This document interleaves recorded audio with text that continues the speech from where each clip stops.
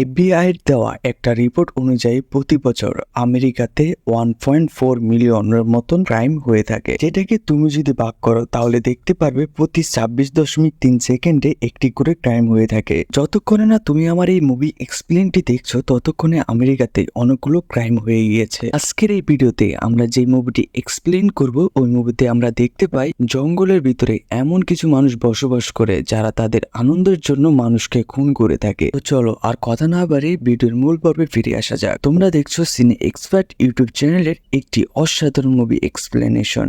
তো আর দেরি কেন, এখনই ভিডিওতে একটি লাইক আর চ্যানেলটি সাবস্ক্রাইব করে দাও। আজকের মুভির গল্পের শুরুতে আমরা দেখতে পাই মায়া এবং রায়ান নামের দুইজন ছেলে মেয়েকে। ওরা দুজনকে অনেক বেশি ভালোবাসে আর আজকে ওরা বের হয়েছে একটি ট্যুর দেওয়ার জন্য। ওদের যাত্রাপথে ওরা একটুর জন্য একটি অ্যাক্সিডেন্ট থেকে বেঁচে যায়। তখন গিয়ে আমরা জানতে পারবো রায়ানের আসলে শ্বাসকষ্টের সমস্যা রয়েছে আর রায়ানকে তার ইনহেলার নিয়ে সবসময় থাকতে হয়। এরপর আমরা দেখতে পাই যাত্রাপথে ওদের গাড়ির তেল খুব দ্রুতই শেষ হতে থাকে। এর জন্য ওদের একটি শর্টকাটের খুবই প্রয়োজন ছিল। সেজন্য তারা মোবাইলের ম্যাপে গিয়ে একটি শর্টকাট রাস্তা খুঁজছিল, কিন্তু তখন তাদের নেটওয়ার্ক কাজ করছিল না। এজন্য তারা নিজেরাই একটি শর্টকাট রাস্তা নিয়ে নেয়, যেটা তাদেরকে জঙ্গলের ভিতরে নিয়ে যায়। জঙ্গলের ভিতরে আসার পর ওরা ছোট একটি শহর খুঁজে পায়। সেখানে গিয়ে সবার প্রথমে ওরা খাবার খেতে যায় আর খাবার খাওয়ার সময় ওরা দেখতে পায় সেই শহরের সব লোকেরাই ওদেরকে আজব চোখে দেখছে এবং ওদের সাথে মজা নেওয়ার চেষ্টা করছে। এসব কিছু দেখার পরও ওরা সবাইকে ইগনোর করতে থাকে এবং খাবার খাওয়া শেষে বিল দিয়ে ওদের কাছে একটি ম্যাপ চায়। তখন ওরা বলে আমাদের কাছে কোনো ম্যাপ নেই। এরপর তারা সেখান থেকে বের হয়ে আসার পর তারা দেখতে পায় তাদের গাড়িও আর স্টার্ট নিচ্ছিল না। ঠিক সেই সময় সেখানে একজন ওই শহরের গ্যারেজের লোক এসে ওদেরকে বলে আপনাদের গাড়িতে কি সমস্যা হয়েছে, আপনারা যদি চান তাহলে আমি গাড়িটি দেখতে পারি। এরপর গ্যারেজের ওই লোকটি গাড়ি খুলে ওদেরকে বলে আপনাদের গাড়ির অল্টারনেটর শর্টটি নষ্ট হয়ে গিয়েছে আর সেই জন্য একটি নতুন পার্টস লাগাতে হবে, যেটা কিনা আগামীকালকের আগে এই শহরে এসে পৌঁছাবে না। আর এই জন্যই রায়ান আর মায়া সেই শহরে থাকার জন্য একটি হোটেল খুঁজতে থাকে, কিন্তু সেই শহরে থাকার জন্য কোনো হোটেলই ছিল না। কিন্তু শহর থেকে কিছুটা দূরে একটি কটেজ ছিল, যেখানে তাদেরকে ওই রেস্টুরেন্টের একটি মেয়ে গাড়ি করে নিয়ে আসে। এরপর তাদেরকে ওই কটেজটি ভাড়া দেওয়া হয় আর সেখানে তারা তাদের প্রাইভেট মুহূর্তগুলো স্পেন্ড করতে থাকে। রাত হয়ে আসে এবং তারা দুজনই আদর ভালোবাসায় ব্যস্ত হয়ে যায়। আর ঠিক তখনই কেউ একজন এসে ওদের বাসার কলিং বেলটি বাজাতে শুরু করে। রায়ান গিয়ে যখন দরজা খুলে তখন তারা দেখতে পায় সেখানে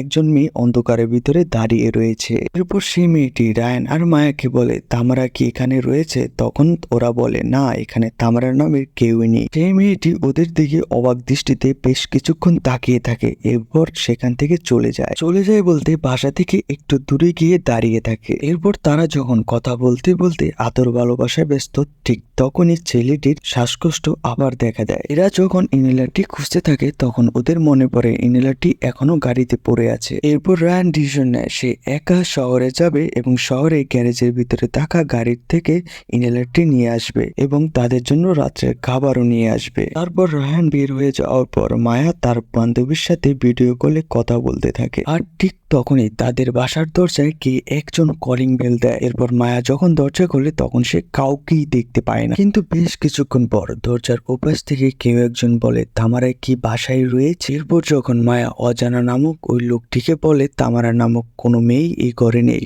এর মধ্যেই এই ঘরের পেছন দিয়ে কেউ একজন ভিতরে ঢুকে পড়ে। তারপর মায়া যখন বুঝতে পারে দরজার সামনে থাকা লোকটি আর সেখানে নেই, তখন মায়া সেখান থেকে চলে এসে সোফায় বসে। তখনই সে দেখতে পায় টেবিলে রাখা ফোনটি সেখানে আর নেই, কেউ একজন সেখান থেকে সরিয়ে নিয়েছে। তখন ও বুঝতে পারে ঘরের ভিতরে ও ছাড়া আরো একজন রয়েছে, সেজন্য সে সারা ঘরে খোঁজাখুঁজি শুরু করে দেয়। এরপর যখন সে কাউকে দেখতে পায় না তখন সে রায়ানের কাছে ফোন দেয়, কিন্তু রায়ান ওর ফোন পিক করছিল না। এরপর মায়া ঘরের ভিতরে গান ছেড়ে দেয় ওর মনোযোগ সরানোর জন্য। রায়ান ঠিক ততক্ষণে গ্যারেজে এসে পৌঁছায় এবং গাড়ির ভিতর থেকে ইনহেলারটি নিয়ে নেয়। এরপরে রায়ান চলে আসে ওদের দুজনের জন্য খাবার নিয়ে। অন্যদিকে মায়া যখন কটেজের ভিতরে পিয়ানো বাজানোর চেষ্টা করছিল তখন সে বাসার ভিতরে অন্যান্য মানুষজনের আওয়াজ শুনতে পায়। আর এদিকে রায়ান তাদের জন্য খাবার অর্ডার করে রেস্টুরেন্টে বসে থাকে আর অন্যদিকে মায়া গোসল করে শান্ত হওয়ার চেষ্টা করছিল। তখন পিছন থেকে মাস্ক পরা ম্যানটি মায়াকে গোসল করতে দেখতে থাকে। অতঃপর মায়া গোসল করে সেখান থেকে বের হয়ে আসার পর যখন তার চুল শুকাচ্ছিল তখন কটেজের কারেন্ট চলে যায়। তারপর মায়া তার হাতের ফোনটির আলো দিয়ে ঘরের চারিদিকে দেখতে থাকে। এরপর সে সেখানে ওই মাস্ক পরা ম্যানটিকে দেখতে পায়। মায়া তখন বেশ ভয় পেয়ে যায় এবং তার হাত থেকে তার ফোনটি পড়ে যায় এবং সে দৌড়ে দোতলার একটি ঘরে গিয়ে নিজেকে বন্দি করে ফেলে আর সেখানে বসে সে কান্না করতে থাকে। কিছুক্ষণ পরে রায়ান বাসায় চলে আসে এবং সে দেখে মায়া ঘরের ভিতরে একা বন্দি হয়ে কান্না করছে।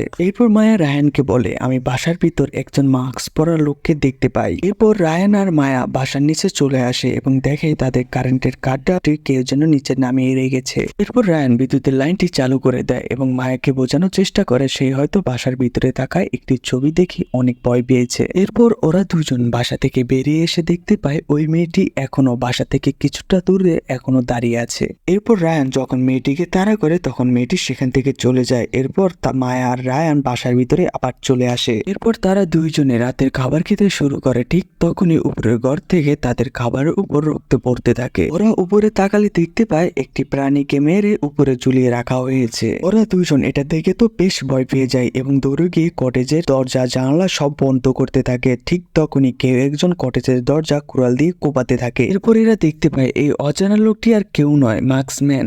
তারা নিজেদেরকে কটেজের একটি ঘরের ভিতরে বন্দি করে ফেলে, কিন্তু এতে কোনো লাভ হয় না। কিছুক্ষণ পরেই ওই মার্কসম্যান গুলো তাদের রুমের সামনে চলে আসে এবং ওই দরজাটিকে কুপিয়ে ভেঙে ফেলে। ওরা দুজন ভয়ে চিৎকার করতে থাকে আর কান্না করতে থাকে। বেশ কিছুক্ষণ পর ওদের কাছে মনে হয় ওই মাস্ক পরা মানুষগুলো তাদের বাসা ছেড়ে চলে গেছে। ওরা তখন রুম থেকে বের হয়ে বাসার নিচে চলে আসে এবং ওরা দেখতে পায় ওদের ফোনগুলোকে ভেঙে ফেলা হয়েছে। তারপর ওরা যখন চিন্তা করে ওরা বাসা থেকে বের হয়ে বাইক চালিয়ে সেখান থেকে চলে যাবে, তখনই তারা দেখতে পায় তাদের ওই বাইকটিকে আগুন দিয়ে জ্বালিয়ে দেওয়া হয়েছে এবং তারা আরো দেখতে পায় সেখানে মার্কসম্যান একটি কুড়াল নিয়ে দাঁড়িয়ে আছে। ওরা তখন ভয় পেয়ে আবারও দৌড়ে বাসার ভিতরে চলে আসে এবং তারা নিজেদেরকে ওই বাসার একটি ওয়াশরুমের ভিতরে বন্দি করে নেয়। এরপরে ওরা ভাবতে থাকে এখন কি করা যায়। তখনই তারা ওই বাসার একটি বেসমেন্টের রাস্তা খুঁজে পায় এবং সেখান দিয়ে তারা বাসার নিচে চলে আসে। এটা যখন বেসমেন্টের রাস্তা দিয়ে বাইরে বেরোনোর চেষ্টা করছিল কোনো আওয়াজ করা ছাড়াই, তখনই রায়ানের উপর একটি ইঁদুর উঠে বসে। তারপরও তারা দুজন আওয়াজ করা ছাড়াই সামনের দিকে এগিয়ে যাচ্ছিল। ঠিক তখনই মায়ার হাতের ভিতরে একটি পেরেক ঢুকে যায়। মায়া তখন সেখানে অনেক কান্না করতে থাকে, কিন্তু চেয়েও সে চিৎকার করতে পারেনি, কেননা যদি ওরা চিৎকার করে তাহলে মার্কসম্যানরা ওদেরকে খুঁজে পেয়ে যাবে। তারপরও মার্কস ওমেনের ওদের উপরে সন্দেহ হয় এবং ওই রুমের উপরে তারা হাঁটতে থাকে। মায়া যখন চিৎকার করতেই যাবে ঠিক তখনই রায়ান তাকে বুকের ভিতরে জড়িয়ে নেয়। এরপর যখন মার্কস ওমেন সেখান থেকে চলে যায়, তারপর রায়ান মায়ের হাত থেকে ওই পেরেকটি টেনে বের করে ফেলে এবং ও চিৎকার করার আগেই ওর মুখটি বুকের ভিতরে চেপে ধরে। এরপর তারা কটেজের ওই বেসমেন্ট থেকে বের হয়ে এসে কটেজের পাশে থাকা একটি স্টোর রুমের ভিতরে চলে যায় এবং তারা সেখানে গিয়ে ওদের নিজেদেরকে বাঁচানোর জন্য ওরা কিছু না কিছু খোঁজা শুরু করে দেয়। মায়ার হাতে ব্যথা থাকার কারণে ও নিচে বসে থাকে আর রায়ান স্টোর রুমের দোতলায় চলে যায়। ততক্ষণে মার্কস ওমেন ওই স্টোর রুমের ভিতরে চলে আসে। একজন মার্কসম্যান মায়ের মুখ চেপে ধরে। ঠিক তখনই রায়ান দোতলা থেকে একটি বন্দুক নিয়ে এসে ওদের উপরে গুলি করে ওদেরকে ভয় দেখিয়ে সেখান থেকে তাড়িয়ে দেয়। তারপর মায়া রায়ানকে জড়িয়ে ধরে জোরে জোরে চিৎকার করে কান্না করতে থাকে। এরপর তারা স্টোররুম থেকে বন্দুক নিয়ে বের হয়ে আসে। তারা তখন কটেজের গেটের সামনে একজন লোকের আওয়াজ শুনতে পায় এবং রায়ান তখনই বন্দুকটা বের করে ওই লোকটির উপর গুলি করে ফেলে। ভুলবশত তারা কটেজের মালিকের উপরেই গুলি করে ফেলে এবং তাকে সেখানে মেরে ফেলে। ওরা দেখতে পায় এই কটেজের মালিক বাসা চেক করার জন্য এখানে এসেছিল। ওরা তখন কান্নায় ভেঙে পড়ে, কেননা ওদের হাতে একজন ভালো মানুষ মারা গেল। এরপর তারা ওই কটেজের মালিকের গাড়ির চাবি নিয়ে গাড়িতে উঠে বসে সেখান থেকে পালিয়ে যাওয়ার জন্য। ঠিক তখনই সেখানে মার্কসম্যানরা এসে ওদেরকে চারিদিক থেকে ঘিরে ফেলে এবং ওই মার্কসম্যানদের লিডার একটি গাড়ি নিয়ে এসে ওদের গাড়ির উপরে হামলা করে গাড়িটিকে সেখানেই আটকে দেয়। কিন্তু তারপরও মায়া সেই গাড়ি থেকে বের হয়ে যেতে পারে, কিন্তু রায়ানের পা ওই গাড়িতে আটকে যায়। মায়াকে সেখান থেকে বের করে দেওয়ার পর রায়ান ওই মার্কসম্যানের উপরে বন্দুক দিয়ে গুলি করে এবং মার্কসম্যান সেখান থেকে ভয়ে পালিয়ে যায়। এরপর রায়ান গাড়ির সামনের কাঁচ ভেঙে সেখান থেকে বের হয়ে আসে। তারপর রায়ান ওই বন্দুক নিয়ে জঙ্গলের ভিতরে মায়াকে খুঁজতে শুরু করে দেয়, কিন্তু এর ফাঁকেই রায়ানের পকেট থেকে রায়ানের ইনহেলারটি পড়ে যায়। তারপর আমরা দেখতে পাই মায়া নিজেকে মার্কসম্যানের থেকে বাঁচানোর জন্য জঙ্গলের ভিতরে একটি ভাঙা ব্রিজের নিচে গাছপালার মধ্যে বা ময়লার মধ্যে নিজেকে লুকিয়ে ফেলে, কিন্তু মার্কস ওমেনটি ওকে ওই ব্রিজের উপরেই খুঁজতে থাকে। অন্ধকারের কারণে মার্কস ওমেনটি মায়াকে দেখতে পায় না। এরপর যখন মার্কস ওমেন সেখান থেকে চলে যায় তখন মায়া পুলিশের কাছে কল দেয় তাদেরকে সাহায্য করার জন্য। কিন্তু ফোনের নেটওয়ার্ক ভালোভাবে না পাওয়ার কারণে পুলিশরা মায়ার কথা ঠিকঠাক মতো বুঝতে পারছিল না। তারপর মায়া যখন তার হাতের ফোনে নেটওয়ার্ক খুঁজতেছিল তখনই সে দেখতে পায় তার পাশেই একটি কঙ্কাল পড়ে আছে মানুষের। এরপর রায়ান আর মায়ের সাথে কি হয়, ওরা কি আসলেই এখান থেকে জীবিত বের হয়ে আসতে পারবে, সেটা দেখতে হলে আমাদের এই ভিডিওতে একটি লাইক আর চ্যানেলটি এখনই সাবস্ক্রাইব করুন। এটা হলো চ্যাপ্টার 1। চ্যাপ্টার 2 দেখতে হলে অবশ্যই আমাদের এই চ্যানেলটি সাবস্ক্রাইব করতে হবে। দেখা হবে আবার পরবর্তী চ্যাপ্টারের ভিডিওতে।